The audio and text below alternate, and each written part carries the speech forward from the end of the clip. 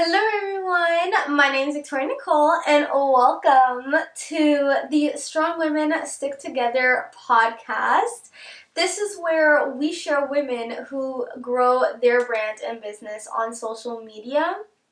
And I wanted to start off this podcast season 4, which is pretty much interviews of these women. And I want to start it off with an interview on myself. So many people interview so many other people on podcasts, but I never have seen an interview where they interview themselves with very similar questions to the questions that they want to interview other people. So I decided, why not start this interview season 4 with the interview questions that I would kind of like in the same direction that I would be asking these women to ask them to myself. So that you guys can not only learn more about me, but you understand the framework of how I'm going to start this podcast. And of course, as the days and weeks and months and years go by, we will adjust as everything. We will evolve as everything that I do. The first episode of anything is never the same as the last episode, and I really love that about how I evolve throughout all my different social medias, whether it's YouTube, Instagram, TikTok, LinkedIn, podcast, Twitter, or pretty much any social media platform that I start. I like to see the evolution, because if you start off perfect, where are you going to end up? You know? A little bit about myself. I am Nicole. I am the founder of Strong Women Stick Together, the host of the Strong Women Stick Together podcast, and the creator of Queendom Academy. What did I want to be as a kid? When I was a kid, I didn't really have a set industry or a set job.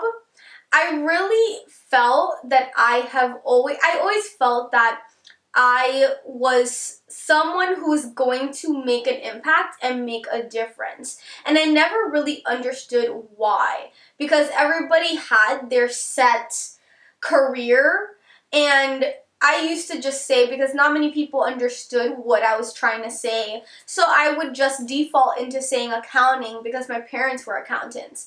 But I never really truly as a kid wanted to be an accountant. It was just kind of my default, what I used to say to make everybody, be quiet.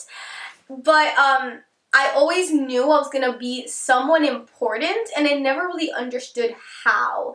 I knew that there was this big part of me, and I never understood how or what exactly it was going to be. And as I grew up, I started learning more about photography, videography, and kind of found my own lane going through this craziness when it comes to social media. So when did I first get into social media? So social media, I really got the first glance of social media with AIM. AIM is AOL Instant Messenger. This is back in the day when AOL had an instant messenger. They don't have this anymore, but it was in 2006. I asked my neighbor, and my neighbor came over, and I asked her to set up an AIM account for me. I was about 13 years old. I was either 12 or 13 years old at the time, and my neighbor went through this whole spiel, pretty much explaining to me, don't give your name out, don't do this, don't do that. Her father is a cop, so because of that, she knew that there were a lot of things on social media or a lot of things on the internet that you had to be able to be careful about as a kid. So she explained to me, don't give your name out, don't give your address, don't say, and so I pretty much became an alias in which I'm not going to tell you guys, but I made up a name, and I made up a username, and I started going on AOL Instant Messenger. And then I found the beautiful world of chat, And I went into these chats and I used to communicate with people all around the world. And I thought that this was such an incredible tool. At this point, I had never spoken to someone outside of Miami before.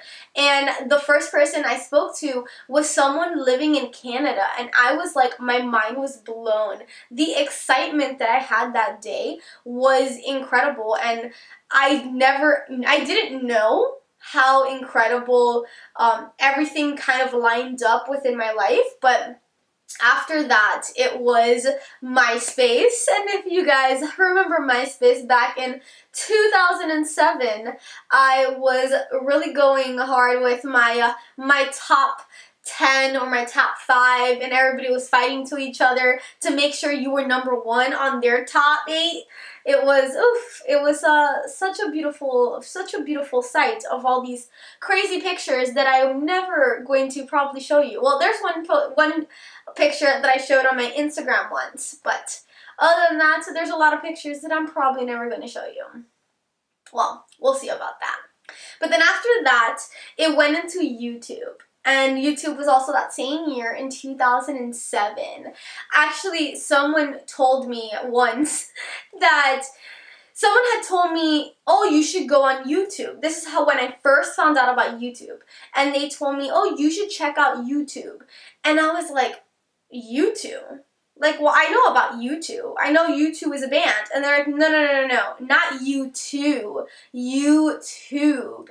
And I was like, well, let me search it up. And woof, my mind was blown.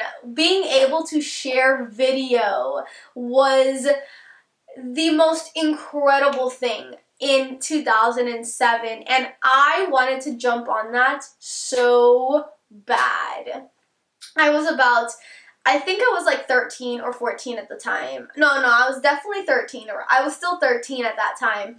And the excitement that I had, oh my God, you guys cannot believe how I just knew that YouTube was something that I wanted to use.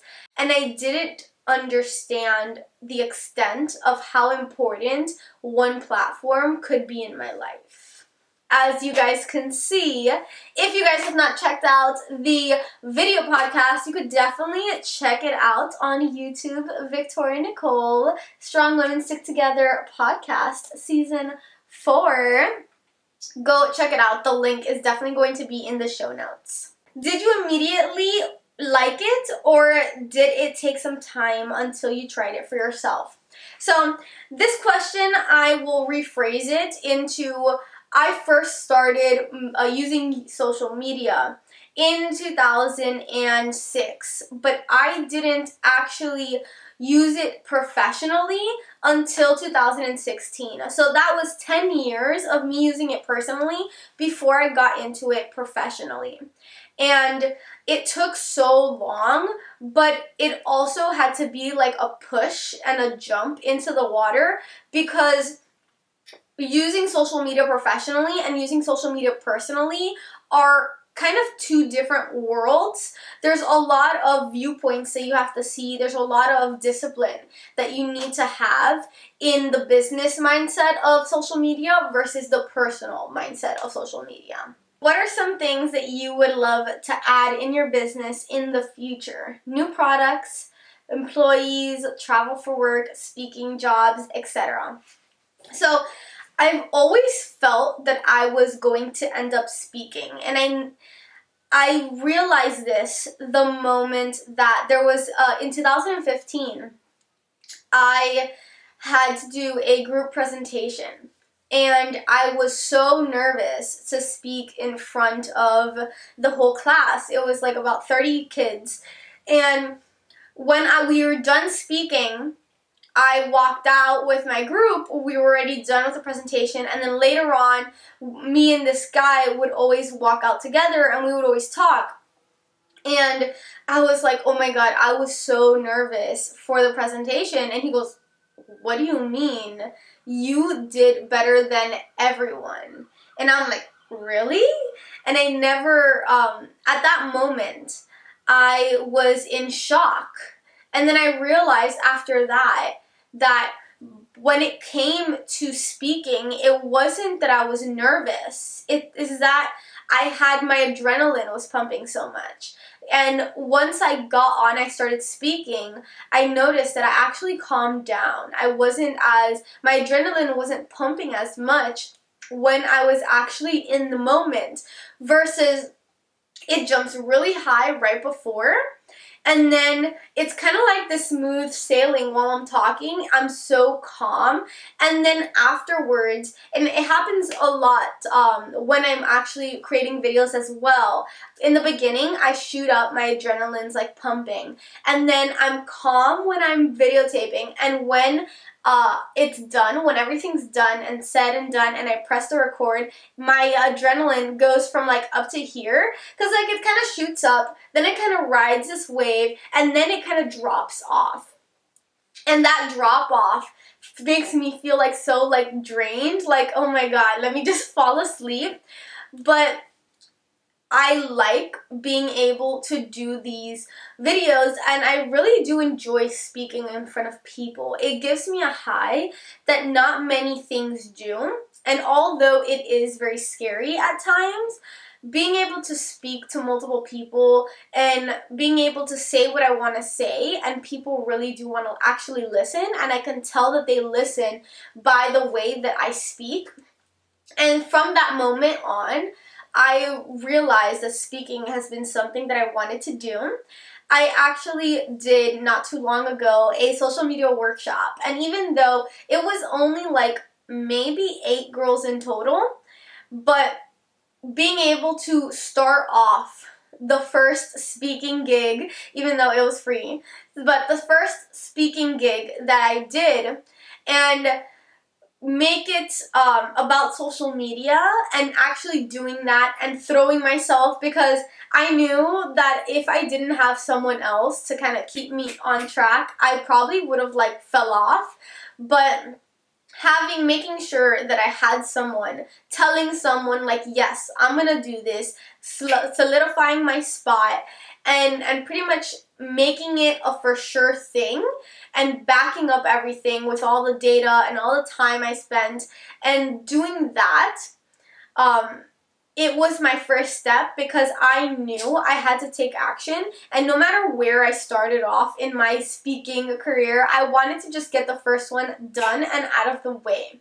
And doing that, I am so proud of myself, because you always have to just start. And once you start, you realize, do you like it or do you not like it? And then you make a decision from there. And that's one of the things I've always wanted to add to my career is speaking. Now, of course, attention is something that is very important when it comes to speaking. So being able to have someone's attention, have other people's attention, so that they want to come and see you, not just see what you have to say. So building up that is something that I'm currently doing. But another thing that I want to have, another part of my business that I am projecting to actually happen within this year into 2020 is I want to have a location. So I'm going to rent out, I guess it's kind of like office space, but it's what it's called. I've been searching it up, and what it's called, it's flex. It's half office space, half warehouse space.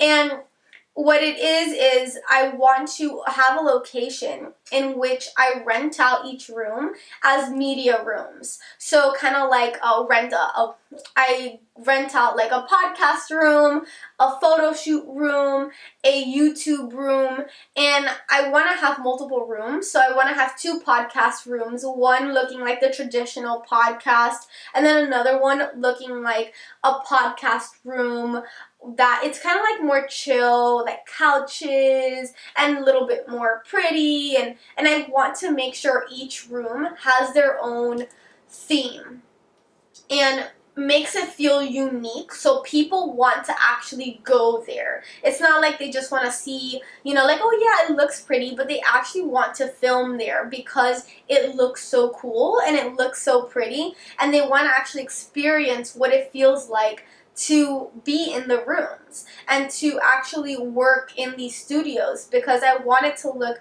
more professional but also more relaxed and laid back and just nice and fancy but also calm at the same time. And I've always wanted to do these studios, these media studios, and it's been quite a while, and like the framework of how I wanted these studios to look has evolved over time, but that's definitely something that I want to add in 2020, as well as my course that I am creating, and it starts and it opens, enrollment has opened already. I will be talking about more about my course later on in as the weeks go by. As it gets closer to the date, I will be talking about it, but I do want to add so many things to my business. I have took a pause on the management side of my business. Originally, I was starting as a marketing and management company, but the management side kind of took a pause because I realized that I don't necessarily want to do the management. So I'm waiting until I can hire someone to do it so I can train them how I feel like it should go. And in order to do that, there's a kind of like I need to focus on different parts of my business first. So the management side is probably going to be the third addition to my business. I'm starting off with the course to help women be able to market to their business. Then I'm going to add in the media rooms as I get my location and everything set in stone. And then from there, I'm probably going to do the management side next. So being able to focus on one first, make sure that goes well, and then add in another one, and then add in another one. I believe that we have to just focus first, because if we have everything all at once, it can kind of overwhelm us. So being able to start with one and then over time grow and add in the other ones. It's the same way that I believe about social media. Although I do all of them, it can be overwhelming at times. So being able to focus on one or two at first is ideal, and then as you get those going, then add in another one and another one. These are a few things that I have learned over time, as well as I have gotten advice from other people, and I realized that that is something that is very true. You do have to just start off with a few, one or two first, and then add everything over time, especially when it comes to business. What's something you advise people to do from the beginning? I would say no matter how many followers you have, if you have less than 1,000 followers, get to know every single one of your followers. Ask who they are, talk to them, give them some tips, tell them and comment on their photos or videos, tell them how, just talk to them. You should talk to at least 1,000 people, and you should be able to get in touch and have at least some sort of relationship, even if it's just a simple friendship.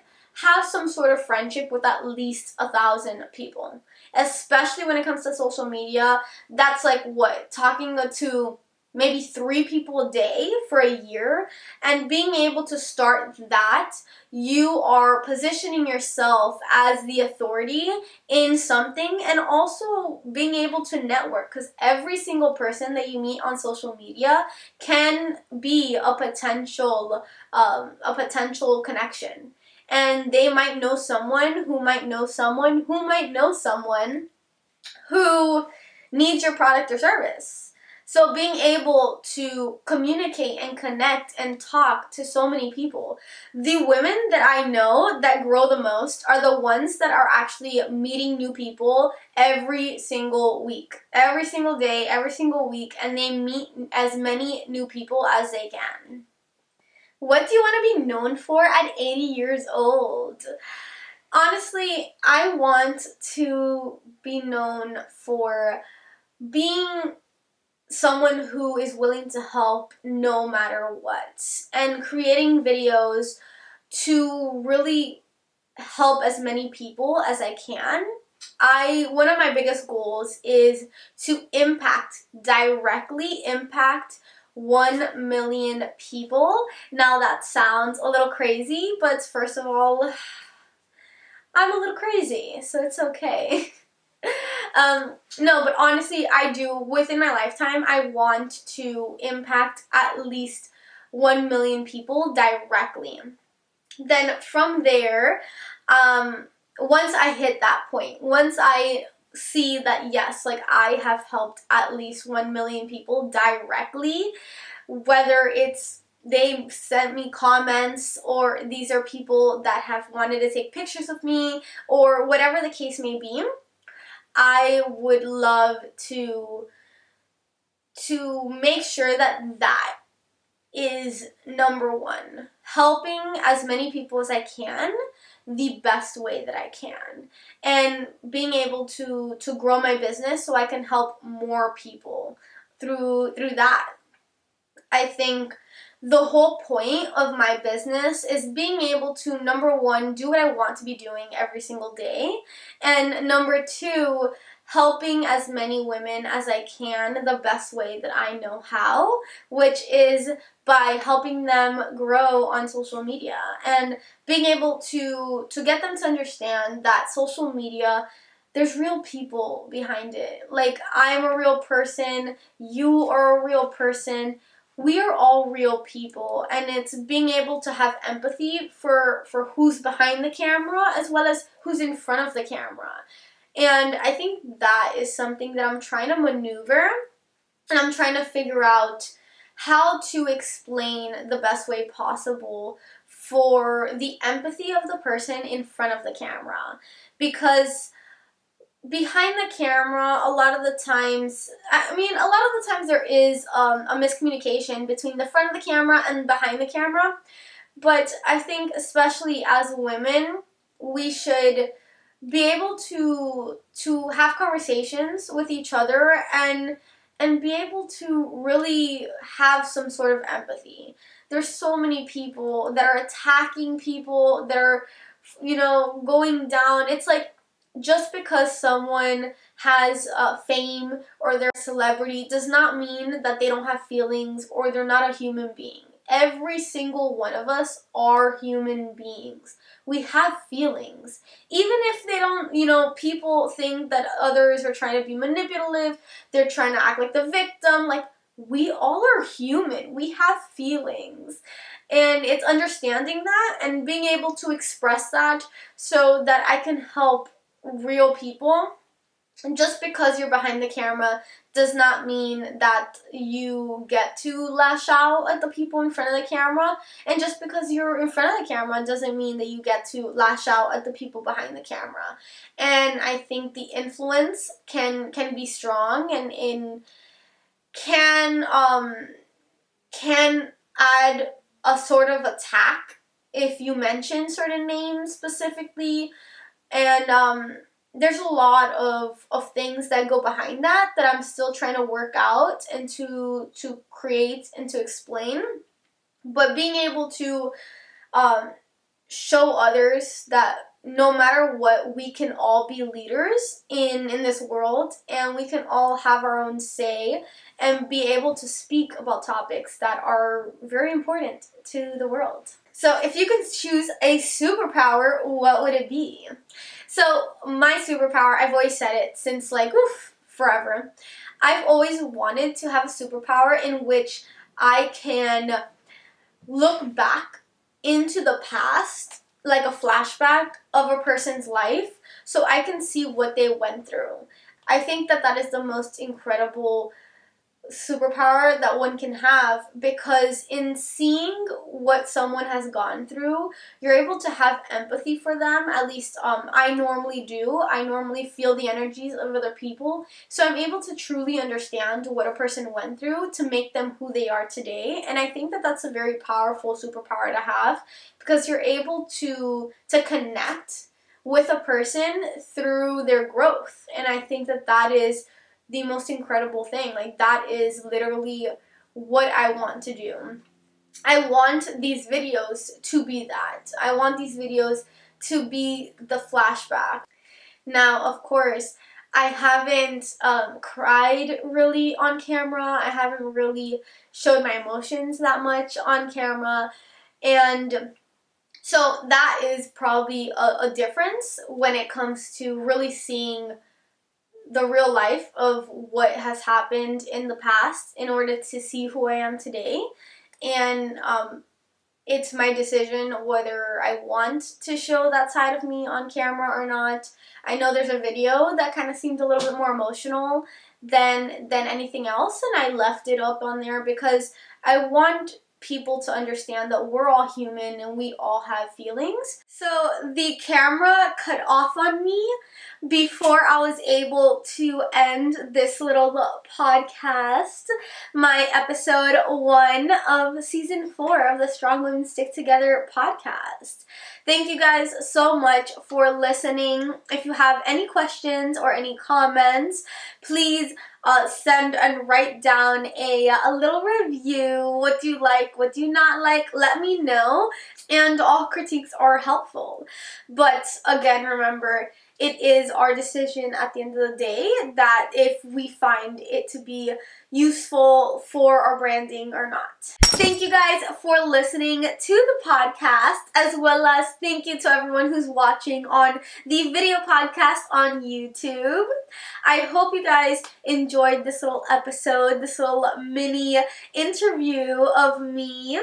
And I hope that you enjoy all the interviews that are going to be coming up within the next few weeks. I'm excited to share all these women with you guys because strong women do stick together.